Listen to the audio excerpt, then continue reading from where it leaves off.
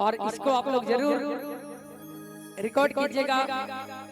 और बहुत ही सुंदर ये दहेज के लिए ये सॉन्ग रखा गया है और मैं खासकर हमारे विकास भैया के लिए बनाया हूँ।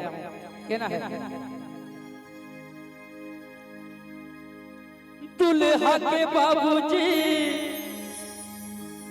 कड़ियो मांगे सिकड़ियो मांगे गे बहिनी। दुल्हा के बाबूजी कड़ियो मांगे सिकड़ियो मांगे गे बहिनी। सुनी सुनी देह जवा के नमवा करे जवो कबे गे बहिनी। दुल्हा के बाबूजी दुल्हा के बाबूजी कड़ियो मांगे सिकड़ियो मांगे गे बहिनी। दुल्हा के बाबूजी कड़ियो मांगे सिकड़ियो मांगे गे बहिनी। सुनी सुनी ले जब के नमवा करे जेवो फाटे गे बहिनी।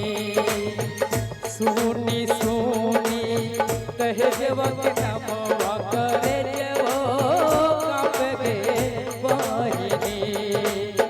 दुल्हा के बाबूजी कड़ियो मांगे सिकड़ियो मांगे गे बहिनी।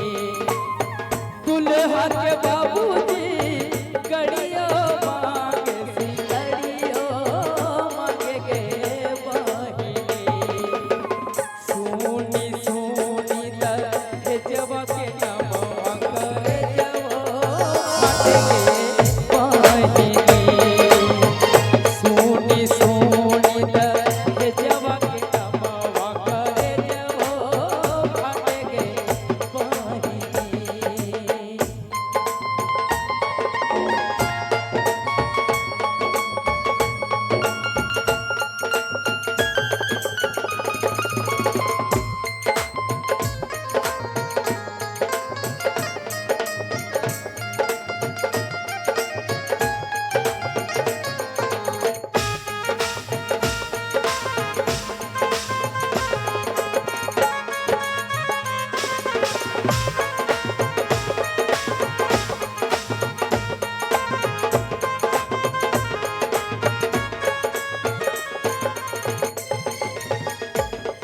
बेटे की शादी के लिए जमीन जायदाद गाय ना जाने क्या क्या बेच देते हैं। ये कहना है लड़की के बाबूजी कहियो बेच जमीन वो बेच गे बहिनी। लड़की के बाबूजी कहियो बेच जमीन वो बेच गे बहिनी। कब होने ना देह जब पूरा बने करे जवो फाटे गे बहिनी। सुनी सुनी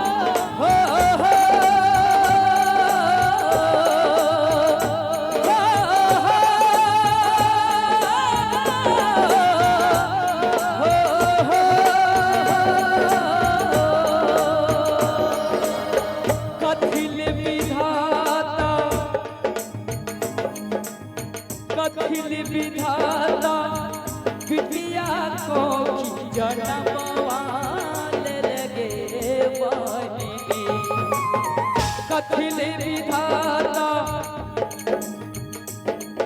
जनमवा लगे हो कठिन विधाता बिटिया को जनमवा लगे बहिनी सुनी सुनी ता हे जब के नमवा करे जब फट गे बहिनी सुनी सुनी ता हे जब के नमवा करे जब फट गे बहिनी बाबूजी के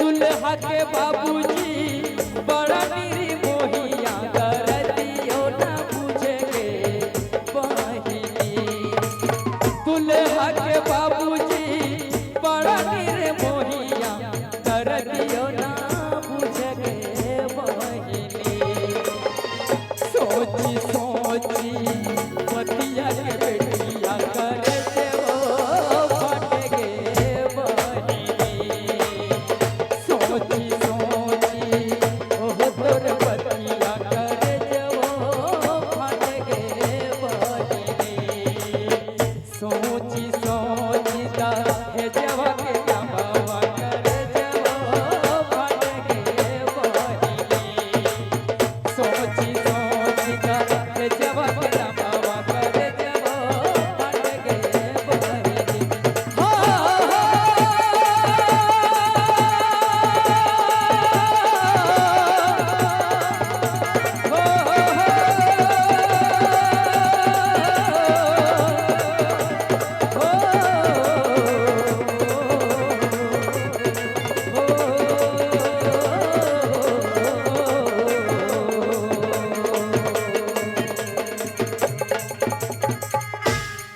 सोची सोची तहे जबो के नमवा करे जबो